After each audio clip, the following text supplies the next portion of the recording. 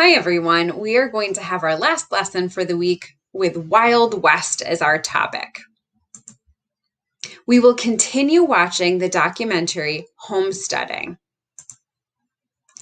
Our learning target today is I can identify the purpose and audience of sounds, visuals, and writing in media. So we're going to think again. What is the author's purpose for making this documentary? And who do you think the target audience is? Who do you think that the author of the video wants to watch?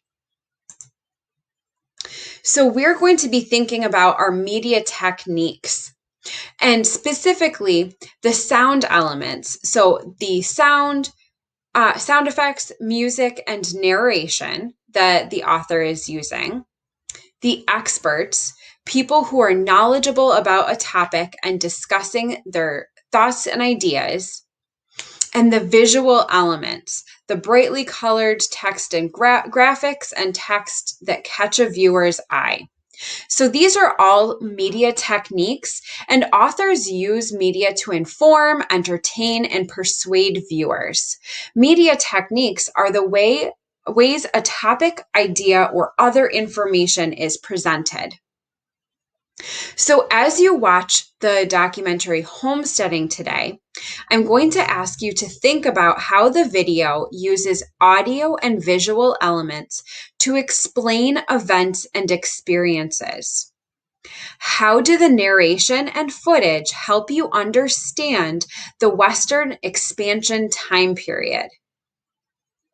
And how do the interviews of first-person accounts help you learn about homesteaders?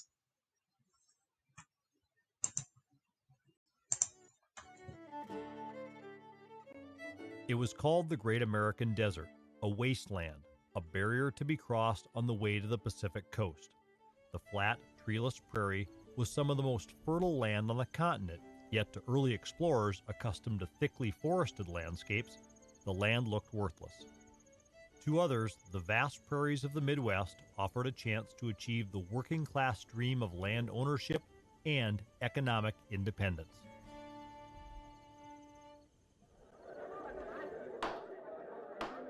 Be it enacted by the Senate and the House of Representatives of the United States of America in Congress assembled, that any person who is the head of a family or who has arrived at the age of... At the height of the Civil War, passage of the Homestead Act brought an end to decades of bitter controversy over federal land policy.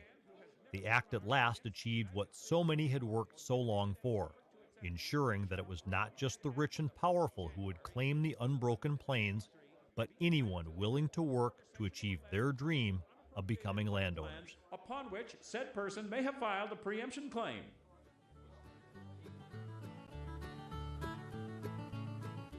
All of this was part of a general philosophy of the Republican Party, but especially of Abraham Lincoln, which has been called the right to rise, the free labor ideology, a dynamic kind of democratic capitalism, and the opportunity for farmers to take up 160 acres of land and to develop that land very much fit in with this philosophy, which was at the core, I think, of Lincoln's ideology. Give everybody an opportunity, and then if they work hard, they'll get ahead and they'll develop America.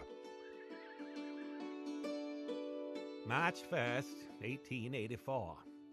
Dear old friends, you speak of going to Nebraska. Let me say to you that Nebraska is a nice country, but the government lands are about all taken there. I came to Dakota 3 years ago last fall with Mr. Wilder. We liked it then, and we still like it. I could start from my very door and mow a straight 100 miles if I choose.